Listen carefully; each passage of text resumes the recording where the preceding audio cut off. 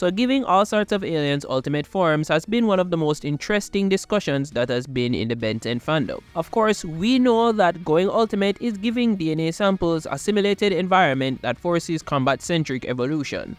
Of course, key word for this evolution is combat. But today, we will be giving about 5 aliens from the Alien Force iteration of Ben 10 our very own custom ultimate alien forms, and of course explaining why their combat evolution occurred this way. And of course with our final ultimate being the Celestial Sapien raid boss himself. All of the ultimate art designs was done by the artist Backup Missing No on X and Instagram. So give the Top G a follow on either platforms, links in the description. Anyways, let's get started with our first alien, Goop. The gelatinous polymorph Goop is one of the many iconic aliens from the Ben 10 Alien Force Watch. He hails from the rock-encrusted planet Viscosia, a volcanic planet that is the second home of the polymorphs because their first world was destroyed. Goop is propelled by a gravity disk since his body is pure liquid, hence it's what he uses to maneuver himself. However, the contents of the living slime is quite interesting. He is made of a sticky green substance with no visible organs. Key part of his biology though is the acidic nature of his form. It seems to be toggleable though, as he isn't always melting flesh. We see this in the episode Dark Star Rising, where he wraps up the Frogman Plumber without turning him into a puddle of goo, and we get to see the opposite in the episode Good Copy Bad Copy, where he turns on the acid against Albedo. Now Goop is already a very combat-abled alien in my book. However, to amp him up in said regard, there are a few things I would like to take into consideration. Filling out major weaknesses for Goop would be his low level of ability in taking on large groups, and his vulnerable gravity disk, and his restricted size or volume. And of course, a short trade-off in said transformation would possibly be flexibility. However, we must keep combat at the forefront of our minds. So, let's go Ultimate. Ultimate Goop has evolved to be a monstrous combat alien, increasing in size drastically and moving his gravity control disc as not only the thing that propels him, but to also be something that is a goo dispenser, which attributes to his larger size. We have essentially moved this version of Goop from being the gelatinous, agile green acid man to being the slime raid boss at the end of an Elden Ring campaign. He has the ability to also create Goop minions in order to offset his lack of mobility from the main body. So he essentially becomes a hive mind slime boss. I was kind of unsure between which colors I should have picked, so I gave Goop a red coloration and the closest thing I could find to him being transparent. Both of these colors were supposed to show the level of how corrosive his acid has become. Red just for intensity, and clear because I think one of the most corrosive acids in the world is actually of a clear color. Now, why did he evolve that way? Well, when thinking about how to simulate a combat environment that would make such a well-versed alien have a higher combat stat, I had to think about covering the base of Ben's Nick Choice Awards transformation. And when looking for inspiration on a lot of liquid-based characters and superpowers, the most common way of upgrading for combat potency is just by adding more. Crazy, right? We can look to Avatar The Last Airbender, where Aang has 2 very pivotal waterbending avatar state scenes, one in the first episode and another when he is controlled by the moon spirit. And they do this with adding grand volumes of water as a means of just overwhelming their opponents. I however kept the major vulnerability of his gravity control device as his main weakness, but I made it a lot harder to reach with the constant slime clones, and you know, the location of that is not somewhere you're just going to be able to pop up at. Hence, welcome Ultimate Goop.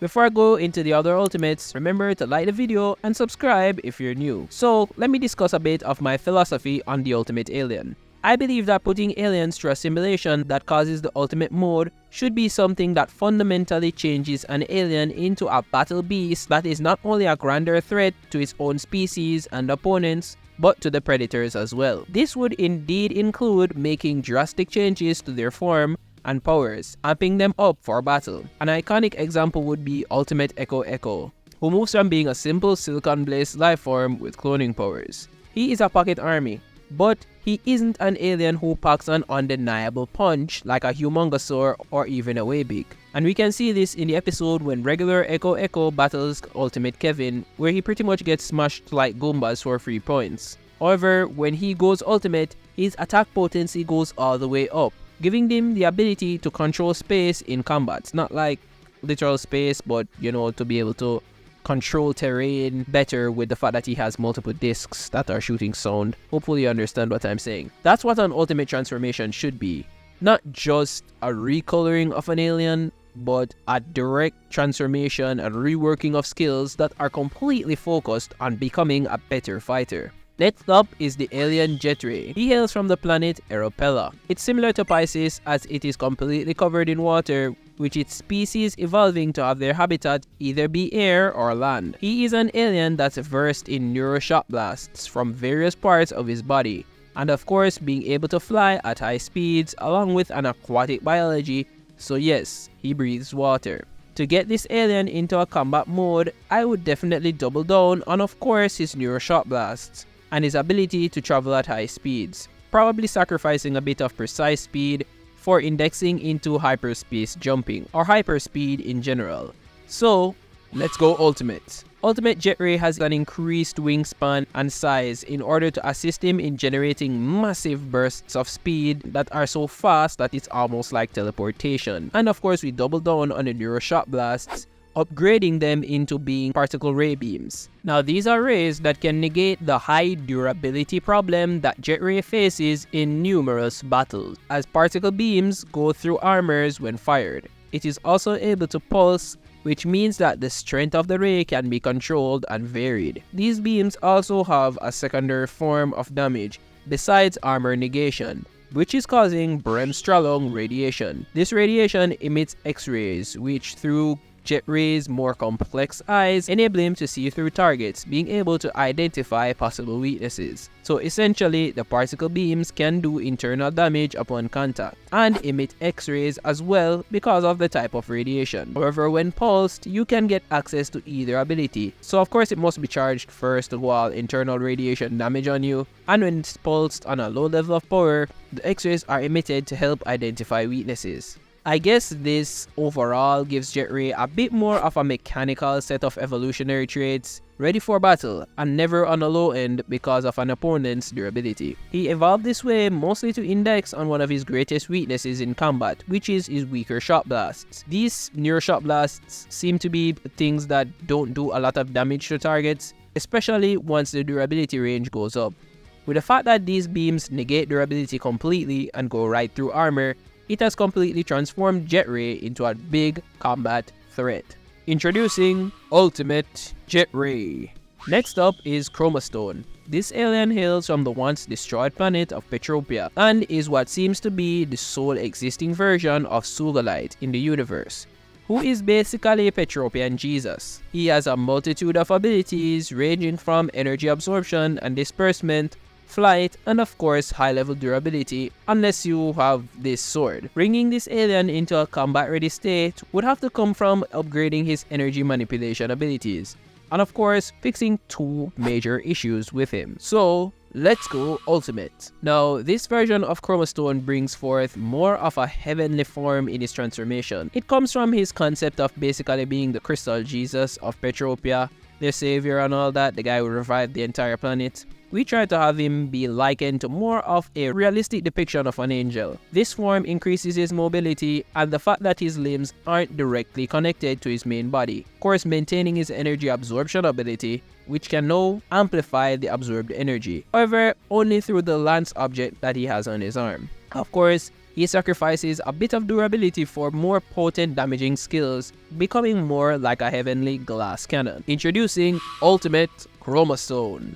If you've still made it this far into the video, you're 2 aliens away from seeing my final ultimate, which is Ultimate Alien X. So keep watching. Next up is Brainstorm. Hailing from Encephalnos 4, their species has moved around because of their constant depletion of the electronic resources of the previous Encephalnoses. However, 4th time is the charm, as the current planet is very technologically advanced, since the current cerebral crustaceans are very intelligent. They have shocking abilities, of course, but in all honesty, they aren't the most high-ranking aliens when it comes to combat. They seem to be about middle of the pack in comparison to the rest of the playlist, being one of the few aliens in the Alien Force list.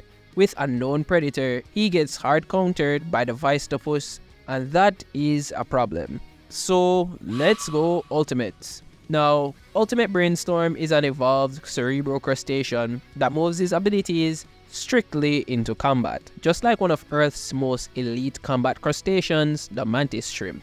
Now, this is a real animal that lives underwater that preys on other crustaceans. It has a high-speed, high-powered punch ability that destroys crab shells, along with bringing water temperatures to a literal boiling point. He doesn't play. Giving Brainstorm the similar abilities would be excellent, and I've also decided to move all of his really generalized points in IQ straight into becoming a combat genius. And I've also given him a precise claw punching ability that has an electronic discharge that can paralyze foes if, they don't already have a hole in them. Along with that, we've given him an amped up speed, not quite super speed, but it's a lot faster than normal. Introducing Ultimate Brainstorm. Now it's time for the big one, the Celestial Sapien transformation, Alien X. This alien hails from the Forge of Creation, a universe outside of the universe. They are enlightened beings that can change and warp reality on a whim, and have virtually infinite stats in every power possible. However, he is held back by Belkas and Serena, the two personalities that pretty much hold the entirety of Alien X's power. In order to have him become more of a combat-abled alien and not an indestructible punching bag, we need to get rid of the Serena and Belkas issue. So, let's go Ultimate.